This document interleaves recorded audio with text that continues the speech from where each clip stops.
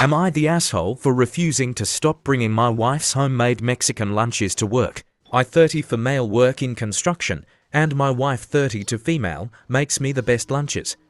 She's an amazing cook, and every morning she wakes up at 4 a.m. and cooks me or packs me something fresh, things like birria, tamales, pozole, or sometimes just tacos with homemade tortillas. She even includes fresh salsa and agua fresca or horchata. I'm not trying to brag, but my lunchbox is like a 5-star meal compared to the gas station burritos most of the guys bring. Lately, though, a few of my coworkers have been giving me crap about it. It started as harmless jokes like, "Dang, you bringing a whole restaurant today?" Or "What's next? A pinata?" I laughed it off at first because whatever, guys will be guys. But then Rick 40SM started acting like my lunches were a personal offense. He's one of those dudes who eats microwave burgers and calls it a day. Last week, I heated up some mole with rice, and he made a big deal about how it stank up the break room. It didn't even smell bad, just rich and spicy. Then he said it's kinda rude to bring in such strong-smelling food when people are trying to eat their sandwiches. I pointed out that plenty of guys bring fish or those nasty instant noodles, but apparently, my food is where he draws the line. Another guy actually asked if my wife could send a little extra next time if he paid because it looked so good. I joked that she's not running a catering business, but I'll ask her. But now Rick's been saying I'm showing off and that I think I'm better than everyone else. I honestly just love my wife's cooking and don't want to waste money on soggy gas station burritos. My boss hasn't said anything, and a couple of the guys told me to ignore Rick, but the tension's been awkward. My wife heard about it and felt bad, even suggesting she could pack me less smelly lunches like sandwiches. I told her absolutely not. Her cooking is one of the best parts of my day and probably the only thing that keeps me going day after day, breaking my back working 12-hour shifts. But now I'm wondering AITAH for standing my ground. On one hand, I don't want to eat boring lunches when I can have my queen cook me amazing food every morning. But on the other hand, I also don't want to any drama at work. I spend half my day at work, most of it if we don't count the time I sleep. And I guess I just don't want to be spending my time in an awkward, tension-filled environment. Am I the asshole for charging an entry fee for a family dinner on April 1st, leading my aunt to think it was an April Fool's joke? I, 26 female, am the go-to host for family dinners, and I usually enjoy it. But my aunt, 55 female, has a frustrating habit. She shows up uninvited with extra guests like friends or random relatives without telling me. It's happened too many times, leaving me to stretch food and space on the spot. I've asked her nicely to give me a heads up, but she just says, "Family should be spontaneous," and ignores me. With today being March 31st, I'm hosting a family dinner tomorrow, April 1st, for my parents' anniversary.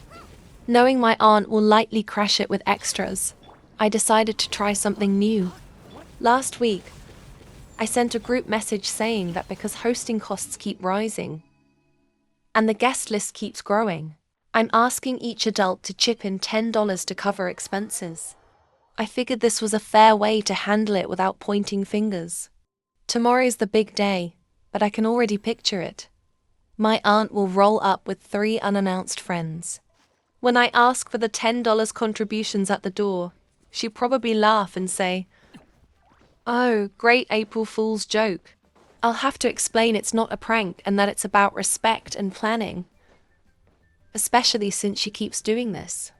I'm betting she'll get mad, call me stingy, and storm off, which has happened before when I've set boundaries. The family's already split. Some think I should let it slide since it's a special occasion, and tomorrow's April Fool's Day might confuse things, while others say I'm right to stand my ground. I'm worried my aunt will spin it as me pulling a mean prank if she takes it the wrong way. Am I the asshole for not letting my wife's AP go to her funeral? My wife passed away. She was in a car accident. We had separated for a few months, and this was due to her wanting to be with her AP partner. They had been together for about a year and a half. They told me they had been genuinely in love. The divorce hasn't been finalized, so legally speaking, I am responsible for my wife's body. We have 2 kids, both of them in their teens. They have been a mess. I can't say I've been much better. At one point, I was so angry at my wife that I wanted her to get hurt. Now I find myself wishing she was still here with me and our kids. I've been making arrangements for the funeral, and the AP has reached out to me on social media. He's been asking if he could know if we are gonna have a funeral or a memorial service or something. I told him to fuck off. I keep justifying this. I'm trying to keep my family from falling apart, and I've been dealing with the funeral costs. There's just so much I need to do, but I'd be lying if I said part of me didn't wish for this guy to hurt. Am I the asshole that I told my mom I'm not ready to call her boyfriend my stepdad if they get married? Me, 15 female, and my mom, 42 female. Basically only had each other for my entire life, except for my grandparents and uncles.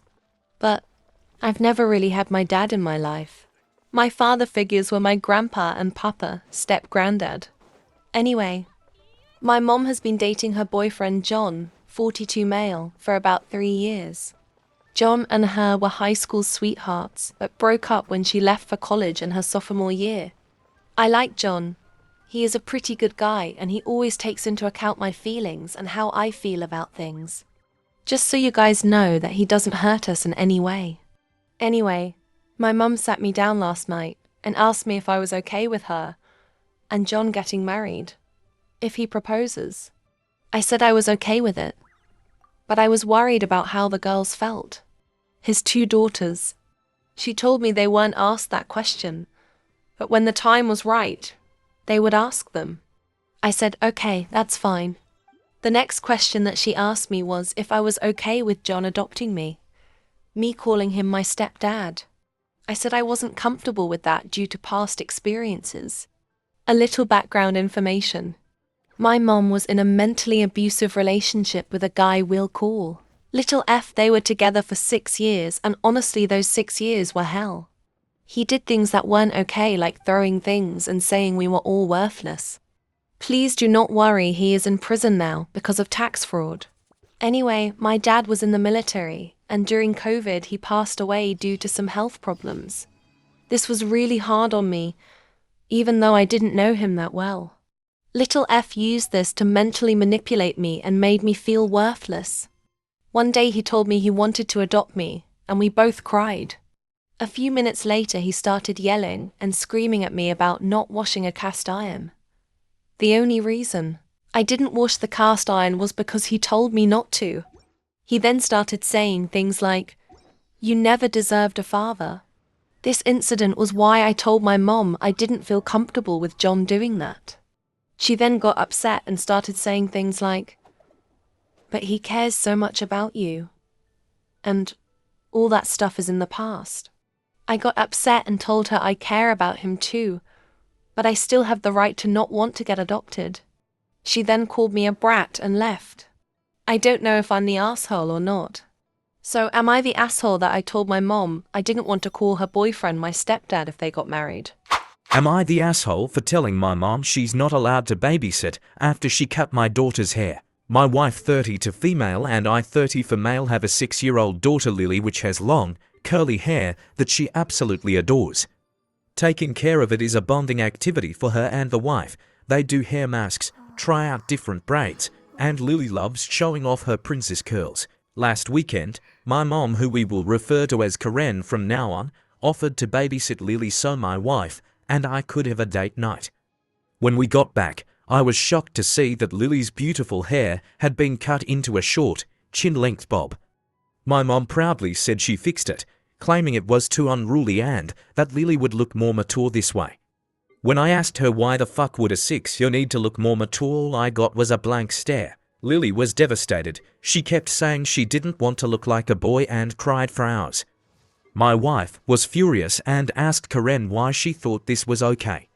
Karen defended herself, saying it's just hair and it will grow back. I told her that she had no right to make that decision and that I no longer trusted her to watch Lily unsupervised.